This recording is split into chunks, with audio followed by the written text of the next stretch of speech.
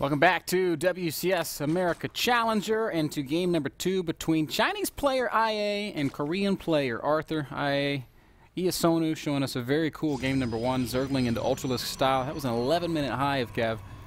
I liked everything about that game other than the Hydrolisk attack.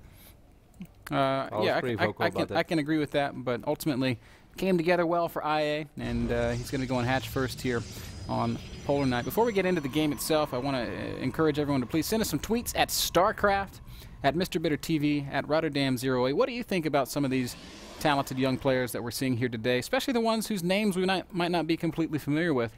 We've got a couple more coming up later. I actually just had Suppy messaging me about Ian versus Puck, saying, hey, Ian is someone to really watch out for, and he thinks that Puck might have his hands full with that matchup. Jim versus Bomber also still to come. But first, it's going to be the continuation of IA versus Arthur. We see IA down here in the bottom half of the screen, and of course Arthur is the red Protoss up at the top. Yeah, it seems like Arthur has his work cut out for him, but in this series, as indeed Zerg looked very solid in game number 1. He played it with courage as well, which is kind of funny because, you know, early today courage didn't play with all that much courage, because he played a lot safer. But he just like, he played it like you expected him to play, and after he saw the Phoenixes, I kind of felt that he's already putting himself in a good position. It was going to be hard for Arthur. It all comes down to, of course, will Arthur be able to keep that third base alive or not? I really think that Arthur left those Phoenixes on the other side of the map a little too long. They were just maxed out on energy, just idling over there. And once more, picking up Zerglings sounds very silly and ineffective. But if it means keeping your third base alive, I totally think it's worth it. Man, Arthur has to be an Alicia practice partner. Yeah. Has to be. We speculated about it in game number 1. Game number 2 is all but confirming our suspicions, as we're seeing a very familiar sight here. I can't bring it into picture any better, but Lesai. We would need like a double spin. I'd have to spin on your spin. Yeah. Maybe if you spin on my spin. I don't want to try. Do it. Follow my camera. No, we need LBZ. I don't want to. I don't want to get into dangerous camera grounds over here. Not without the experience of Adebisi, or at least Funkadelic. You know, he always says don't try this at home, so I don't. Listen, as much as I love Adebisi, Funkadelic is the best observer in the world. You think Funka has his number? Funka SC2. Send him a tweet. Let him know that we think he's the best observer. I don't think it's Funka SC2, bro. You don't even know half the Twitter accounts that you're plugging. You're just like mentioning anyone's name and then say like, oh, SC2. I think it's Funka SC2. No, it's not Funka SC2. Are you sure? Yeah. Something like Funkadelic something. Darn. Funka SC2 doesn't even exist. Mr. Bitter. Good guy, Mr. Bitter, plugging Twitter accounts that don't exist. Either way. What is his Twitter? Now I have to know. The probe ban did get picked up. That probe that was kind of hidden for a while on the left bottom side of the map. He's opening up with 4 gateways though. I really do feel he even cancelled this assimilator, then he rebuilt it. Oh, I'm not even following Funka. Okay, this has been remedied. Funka StarCraft. Best observer in the world. My bad, Funka. Pylon being wiped in over here, Ben, but IA is all over it. It's a 4 gateway opening for Arthur. So this is the kind of opening that's hard to transition out of. 26 probes only for our Protoss as well. If he's gonna only wipe in units from this point on, he's gonna have to kill this base. Otherwise, he's in a world of trouble. He's really taking his time sending his lings over to deal with these pylons. As the first warp-in has taken place. But still, all he needs to do is buy time, though.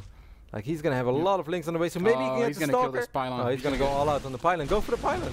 He should go for the pylon, so that might be a big mistake. He's going to try to fight the Zealots and the Stalkers. His lings are going to go down, I fear. And now things might be out of hand. It's a single misstep like that can cost you a game. We've got another round of lings. He needs to kill the pylon. If he goes straight for the pylon, I think he'll still be okay. It's regenerating shields, though. And of course, Arthur knows just how important that pylon is. Yeah, Arthur's like, I'm babysitting this like my baby. Robotics facility going up on the other side of the map for Arthur during all this. He is building probes and creating a small work late for himself right now. He can of course always recall out as well. If he doesn't kill this hatch though, man, it's okay. It wasn't great for IA because he lost a few links and it could have all been a little more effective, and he was forced to produce a ridiculous amount of links on only 32 drone economy. So yes, then it does hurt. This is well done here from IA. He's taking his time using the queen to scare the mothership core away. He's going to lose his queen and then he's just going to recall out. But now he's going to just jump in with the lings, and this is going to force the recall, I think. As we can see that. Oh no, the queen! Yeah, the queen is going to fall. Well done. But he will clean it up. No recall, in fact. Going to allow the Zealots to all go down. How do you feel about that? Sloppy. I think that was unnecessary. I think it looks like Arthur wants to follow this up with an Immortal all-in. Because he saw the success that Alicia had with it. I think keeping 5-6 Zealots alive, especially when you're relying on an all-in. He's opening up with a Ward Prism, by the way, Ben. A lot of sentries knocking on the front door right now. I think this is like a semi-Ward Prism push, kind of like something like MC did against Sorky. This is like a mid-game push. This is not going to be his real push, I think. He's going to make Immortals and Sentries behind this, but he just wants to buy some time again with his Ward Prism harass. I don't think he's really going to commit to this next attack with the Warp Prism. Maybe he's going to go Warp Prism Sentry harass into something else. Maybe he's going to try to drop the main base. I'm not sure. He's throwing down a lot of gateways. I mean, he's got now 7 gateways, maybe 8 gateways. Maybe he's doing a Roddy build. He has too many pros for a Roddy build. And it's not going to work. It's kind of too late. Like, it's 9 minutes and 30 seconds in the game. He's already going to face roaches. This is looking bad for Arthur, Ben. He's actually going to try to do this... yeah, this is unless he's able to force feed him out of his main, which I don't think is even gonna work. Does IA know about this prism though? No, he hasn't seen it. Okay, he hasn't seen it yet. And but still though, like even with just if the roaches hatch on the right moment, these lings are gonna run under the prism. Yes, this is so important. Now massive scout and he sees it. Oh, beautiful IA. Massive. Great map awareness. He's gonna run units into the main base immediately. Man, I think Arthur is in so much trouble. Yeah, I think this could actually be game over. I'm really surprised by this. Like Arthur, a player that's often like top 8, top 16 on the Korean server, is in a world of trouble right now against this relatively unknown Chinese. Oh, completely unknown, unless you're intimately familiar with the Chinese scene. Now, we had no idea who. I mean, I know Jigawa and Jim and Max Ed and Edison. Yeah. But this is a new name. And he's doing fantastic, man. His roach speed is on the way. He's producing a ridiculous amount of units. This push from Arthur is simply not going to hit all that hard. Sure, he's going to have a lot of force fields, but against a lot of speed roaches, I have a really hard time that this is going to work. Believing that this is going to work. This is like a minute later than it could normally be as well. He is going to have a ridiculous amount of force fields. That's the only thing that's going for him. He has 10 sentries, but the thing is, his force fields have to be more than perfect. He needs to zone out the exact right amount of units over and over and over again. Here we go. Lings coming in. Roaches and Zerglings going to engage on top of this army. There is tons of force field. But he doesn't have DPS in this gateway army. Wow. Everything that's not a sentry is just melted away. And as we know, sentries do not represent that much damage output. More and more force fields going down, but the roach numbers are seemingly endless. As Arthur is backed into a corner, the Warp Prism is still alive overhead. The Roach is still pressing forward. Slowly but surely, these Roach numbers are being thinned out, but we just saw 16 new Roaches hatch. And he's even fighting off creep. He doesn't even have to do this. Like, he can just regroup right now. Let's not forget Burrow is about ready as well, so these Roaches are going to regen like they're under the healing fountain of the Keeper of the Groove. And healing rain, sorry. 4 of our listeners are going to get. No, we have a lot of Warcraft viewers out there. A lot of people are familiar with Healing Fountains and Keeper of the Groove's Healing Rain. Keeper of the Groove? Grove, whatever. I think he's groovy. Play that funky music, Keeper of the Groove. Oh, you're so funny. I want to call him Keeper of the Groove. He's the Keeper of the Groove. Keeper of the Groove is way cooler than his real name. I just want to be force fields are going down on the ramp, but guys, there are so many roaches out on the map. Even though, you know, this Protoss is starting to do some work on this mineral line. Getting a little hashtag dicey. On the other side of the map, he has an Immortal at home defending against roaches. And every drone in the main is fallen. Spire could also be cancelled, and these force fields are not going to run out anytime soon. He's actually pulling this sort of off. With us 4th entry, with the super late, desperate, block the Zerg out of his main base. Where is that Roach one? Why didn't he get Tunneling Claws then? That would have finished up by now. A mistake. You know who would have gotten Tunneling Claws? You. I would have gotten Tunneling Claws. 80 supply against 50, but right now Zerg actually took a lot of economic damage, only on 40 drones. It's unbelievable that Arthur is sort of putting this off. He has 2 Immortals at home as well. I don't think that's going to be enough. He's forced to warp in some emergency sentries as the Roaches are going to try to hammer through. Force field does block him out for the time being. It might be enough if IA is not more careful with these roaches. The roaches going down so fast, he needs to just open up a bigger gap. Wow. He's taking way too much damage, and IA has overplayed his hand, finds himself now down in supply. Maybe he's okay, he's running out of sentry energy. He's gonna at least keep these hatcheries alive by some miracle. Spawning pool will go down, or at least these sentries. How much does Arthur have left on the other side of the map? He has a small worker lead right now.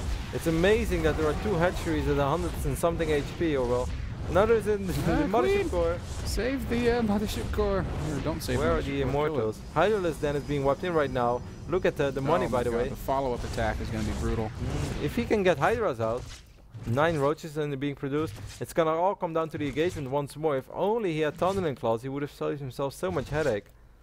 Man, I cannot believe that Arthur might actually... I don't think he can stop the follow-up attack. The Hydras won't have range, and they're just going to be force-fielded out forever. It's going to be very difficult. Mothership core is taking damage. Mothership core might actually fall to this queen. One more shot, it does go down. That helps. It means no time warp, but look at this Protoss army. I think Zerg should base trade. I kind of agree. I don't think he's going to win in this. Does he have an observer with his army? Yes, he does have an observer with the army. No, you're not Jaedong. It's not going to work. Not Jaedong versus the... Trap backfires. Everything gets force fielded to death. Sad not in production. 14 now, more roaches. Now, if he kills that observer, he's going to buy himself a lot of time. But with 3 immortals, man, this army is suddenly 100 times stronger. 4 immortals even. Yeah.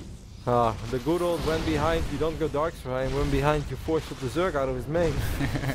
That's your best shot these days. Zerg can still attempt to base race, and I think that's exactly what is going to do. But I'm afraid it's not a race he can win. With no mothership core, there's no recall. 3 roaches. Look at the money as well that the Zerg has. He's making 10 Hydralisks right now. I kind of believe it. If he would have started doing this immediately. Oh no! Another warp prism in the main base. Hydra's going to try to shut down the. These zealots are going to kill 2 bases. But yeah, 2 hatcheries are definitely going to fall. Base race initiated.